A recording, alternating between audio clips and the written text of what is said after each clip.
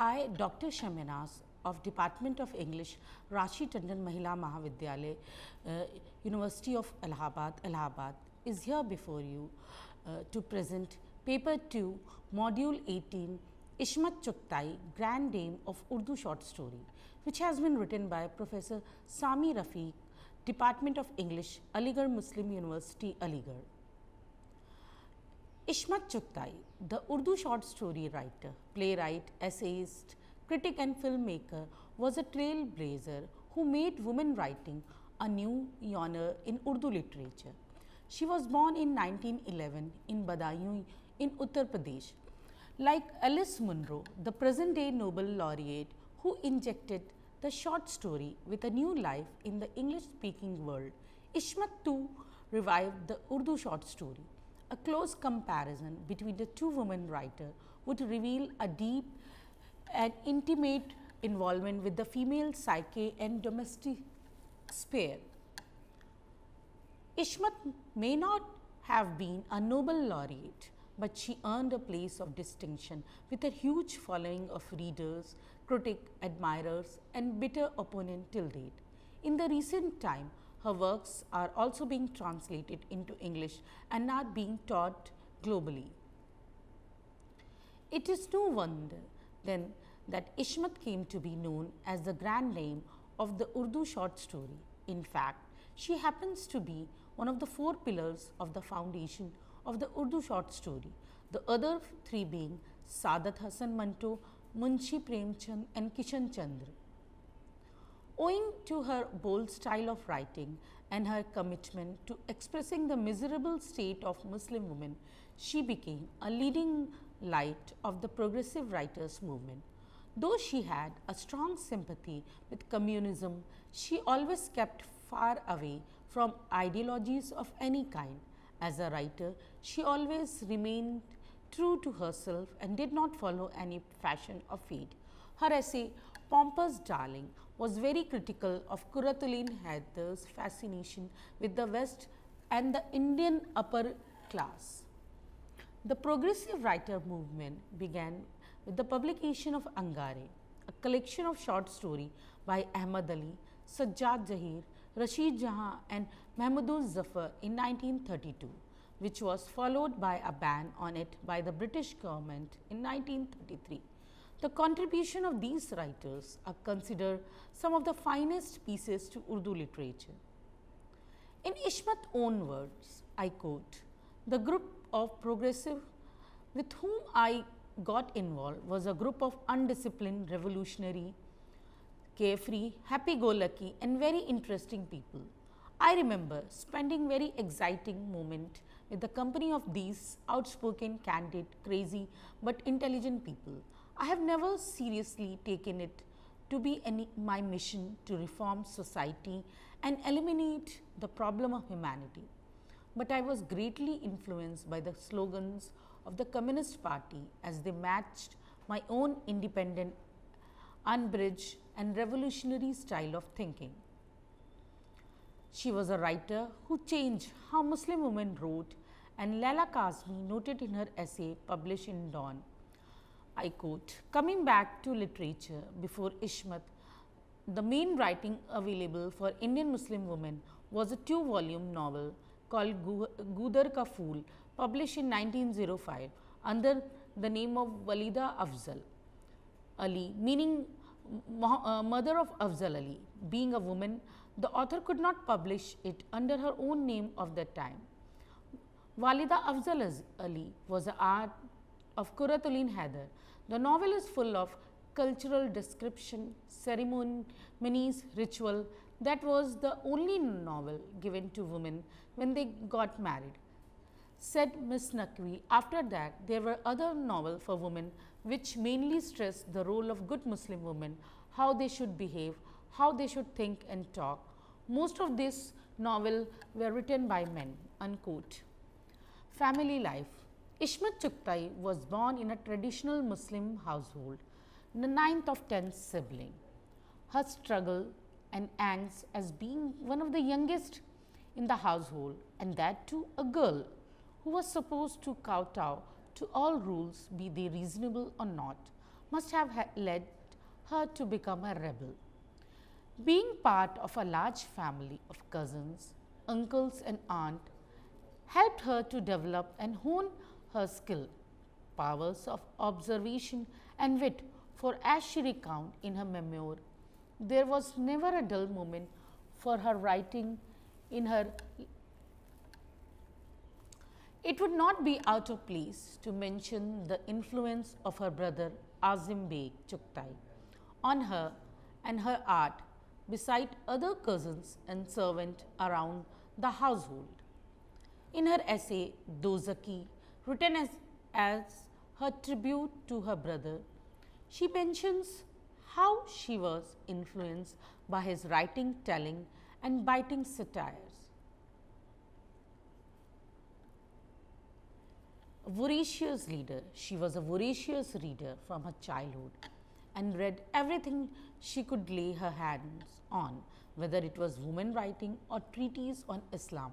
In her own words, I quote, I read Charles Dickens, David Copperfield, Oliver Twist, and Gorky's mother, and all them plucked me from the sky and threw me down to earth. I read Chekhov, Emile Zola, Gogol, Dostoevsky, Maupassant, and all the castle of one's dream came crashing down. The Muslim woman writer of her time who impressed her most was Rashid Jahan. Rashid Jahan was the eldest child of Sheikh Abdullah and Begum Wahid Jahan. Sheikh Abdullah established the Women's College at Aligarh, and both he and his wife were instrumental in bringing Muslim girls out of their stifling domestic environment and take them towards education and empowerment. Being outspoken, bold, and direct herself, the bold and expressive writing of Rashid Jahan impressed her the most. She had read the controversial volume of fiction titled Angare on the Sly, which included a story and a play by Rashid Jahan. But Ismat had to encounter numerous difficulties as she did not want to live in the mold of the traditional submissive Muslim girl. When the family shifted to Sambhar in Rajasthan, Ismat recounted the stifling atmosphere of the place. While her cousin Nayyar had enough books for her class 8th course, Ismat, who had the course of 9th and 10th, felt the acute shortage of reading material. She recounts devouring the magazine Tehzeeb-e-Nizwan with a hunger, and especially the romantic stories by Hijab Imtiaz Ali. In her unfinished autobiography, The Paper Attire, Kagaz Hai Pair-Han, she mentioned her passion for reading. I quote, they were tattered, sullen, and stuck with moisture, old copies of Tehzeeb-e-Nizwan, Sahili, Ismat, and Maghzan. Also works of Maulvi Nazir Ahmad and Allama Rashidul Khair, Nayyar, and I fell on them like a crazed lunatic. Nayyar slept early, but I would read till the oil in the lantern was exhausted. Then I would go out on the terrace and read in the moonlight. The moon in Rajasthan is extremely bright. My already weak eyesight worsened. I read everything like a glutton and was left empty-handed again. Her struggle for an education. Ismat saw much sufferings and suppression in the lives of the women around her, and she realized early on the importance of a good education for women. From very early in her life, Ismat noted the blatant injustice and suppression of women. She found that women were just objects in marriage who had no voice or identity of their own. It was the agony and irony of a woman's life that she highlighted in her stories again and again. She mentioned in her memoir how she was affected by the narration of the events of Karbala at a majlis. She was thrown out of the gathering because she questioned again and again why little Ali Asghar was shot in the throat with an arrow. After all, according to her, he was just a baby. Nobody appreciated her sensitivity and her pain. She was so overwhelmed by this event that she would feel thorns in her throat whenever she witnessed injustice or cruelty. When she was born, her older sister were already married and settled, and in the words of her mother, were good homemakers. According to her mother, a woman to survive in the male dominated world had to have guile, patience, and intelligence. She also needed to be submissive and forgiving and tolerate his injustice with a bowed head and tearful eyes. Ismat's response was, "But I had spent my life with brother and had sworn to surpass them. I found femininity a form of hypocrisy, this play of dependence, a pretense, and all the importance of patience and acceptance, nothing but humbug." She was so insistent about pursuing a higher education that her unyielding parent had to finally yield. Her marriage was almost fixed, but she hatched a clever little plan with her cousin Jugnu, to whom she had once been engaged. She asked Jugnu to rescue her on the pretext of marrying her so that she would be rid of the current proposal. The plan worked, and Ismat insisted on continuing her education. She earned her bachelor degree from Isabella Thoburn College, Lucknow, and her teacher's training from Aligarh Muslim University, Aligarh. Between 1939 to 41, she taught at Rajmahal Girls' School at Jodhpur. She also became inspector at school at Bombay. When they finally permitted her to leave for higher education studies in Aligarh, her father, giving in to her wishes, sounded more like desertion than support. Ismat recounts those parting words with a stab of pain in her memoir in paper attire thus. Then he handed me a small booklet. "This is a passbook. You can, with your signature, withdraw money from the post office. It has 6,000 rupees. You can consider this your dowry or your right. We now absolve ourselves from your responsibility." I stood there stunned, holding the booklet. "Beside this, I have made over one house in Agra to you. Rent it or sell it. Your decision." I broke down weeping. It was like the boatman having seated me in the boat, giving me the oars, had left me to my fate. Unquote. Development as a writer. In the words of Tahira Naqvi in her article, Ismat Chughtai, a tribute, she writes, "She was a writer, and a writer one at that, when women were discouraged for involving themselves in intellectual pursuit. She was greatly influenced by her brother, Mirza Azim Beg Chughtai, who was already established as a writer when Ismat was just starting out. He was her mentor and guide and helped him give direction to her writing. She was writing stories in her teens in imitation of Hijab Imtiaz Ali, a popular writer, which she hid away for fear of censorship. Reading and writing helped her develop her personality and skill as a writer, and in her own words, I quote, "I always felt the same joy in writing as reading. I have severed and overcome problems through writing. So many times I have burdened my heart and loaded it again with writing. This pen has given me bread. It has been a sympathizer, and in lonely times a talking friend. In its presence, I have never felt isolated. With this magic wand in hand, I can summon anyone, and when they appear, I can say anything to them, make them laugh, cry, or burn them cinder, and if I will, crush them to dust and toss it to nothingness. Her essay Dozaki, a tribute to her brother Mirza Azim Beg Chughtai, received undue criticism because of its extremely honest portrayal of her sick sibling. But on a close reading, it reveals her acknowledgement to him for her writing and her admiration for her brother. Her first two collections of stories, Kaliyan and Chughtai, were published during his lifetime.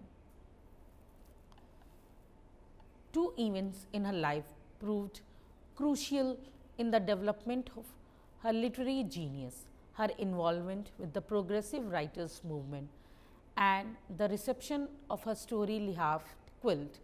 Her short story Lihaf was a turning point in her writing career and made her the target of much criticism and brickbats, but it also placed her on a platform where no other woman writer in India had treaded so far. In her story Lihaf quilt, Ismat has touched a literary domain that was taboo in those times. She faced the ire of the respectable middle class, and people from the religious circle had to defend herself in a court case in Lahore. She was aware also there was a certain truth and sincerity in her short story Lihaf, which was duly rewarded when she met the woman who had inspired to write that story. I quote, "I was visiting Aligarh after a long gap. The thought of the lady on whom the story Lihaf was based gave me goosebumps. Well-wisher had informed her that the story was about her. She was present at a dinner party thrown by a relative, staring at me from across the room with her large, deep eyes, and the floor seems to recede from under my feet. Then her whole face lit up, and blossoming like a flower, she pushed her way through the crowd and reaching me, held me to her heart. Then she took me aside and gushed, 'You know, I had taken khula and married again. Mashallah, I now have a beautiful son.' Lihaf was published in the year 1942 in the Urdu literary journal Adab-e-Latif, a literary magazine published from Lahore. Themed on female homosexuality was the short story brought Ismat both fame and notoriety. It depicted two females, a married woman unloved by her husband and a maid. Ismat became an object of criticism, probably because of her gender. The stereotype did not allow a woman writer to write about homosexuality in such an explicit and overtly manner. She faced allegation for obscenity and was summoned to the court for Lihaf, but she successfully defended herself and won the case. Her ideas on religion and secularism: she was aware that communal disturbance and disharmony were the creation of political powers rather than of the people themselves. And to quote her from paper attire, I quote, "The most profitable profession of the political world is the business of God. Defeat accosted in politics are washed with the bloods of the innocent. People are forced to fight like dogs to prove their worth." Hindu-Muslim unity was what she believed. Ismat's perception of the warp and weft of Indian life, in which Hindus and Muslims are just different strands, has been brought out sensitively in paper attire. Thus, I quote, "I am a Muslim. Idol worship is a sin, but mythology is the heritage of my country. It contains centuries of culture and philosophy. Faith is one thing, and the culture of a country something totally different. It belongs to me, just as the earth, sun, and water of this land is mine. If I play holy or light oil lamps on Diwali, would my faith be threatened? Is my belief and faith so weak, so incomplete, that my admiration for an idol would shatter it to smithereens? Through the status of Muslim women, Though the status of Muslim women is a major theme in her works, other issues like Hindu-Muslim unity, partition and Muslim society and interrelation at family level are also there. Many of the ideas for this story were culled from issues of her time. Ismat was not rigid about religion and she defined it in a very flexible way. She had a bold and robust style of writing. Her works were rich in cultural idioms, specifically of women, irrespective of class, status or religion. Her language was the language of women, which channelized emotion, impulse and subliminal desires. In the words of Sukriti Paul Kumar, Ismat's style owed much to her experience in her own family. She says, Ismat used her own lived experience, her own language and characters from her own family to fearlessly unravel a world behind the veil, so far totally silent and absent from Urdu fiction, being dominated as it was by male writers with the energy and dynamism of a crusader. As a feminist writer, she was a writer who changed how Muslim women wrote in India by writing about the psychological, social and sexual problem faced by women much before the term feminism had reached the Indian subcontinent. Women of the 18th and 19th century were required to be obedient and submissive homemakers. From very early in her life, Ismat noted the notorious injustice and suppression of women.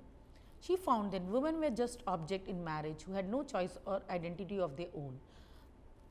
Chughtai very boldly approached the subject of female sexuality, feminine sensibility and emotion, pointing out the social ills of a male-dominated society. She wrote about women belonging to the underprivileged and middle-class Muslim families of Uttar Pradesh, the place she was brought up in. Major works. Her two major collections of short story beside other are Kaliyan, Birds and Chote Wounds. Her two famous and critically acclaimed novels are Tehri Lakir, Crooked Line and Saudai, The Madman. Her famous novella are Ziddi, The Stubborn One, Dil Ki Dunya, The World of the Heart and Masuma. She also wrote several collections of essays and play. The most celebrated of her works is Lihaf, The Quilt, a short story published in 1942. Foray into the world of film. She wrote script in collaboration with her husband Shahid Latif.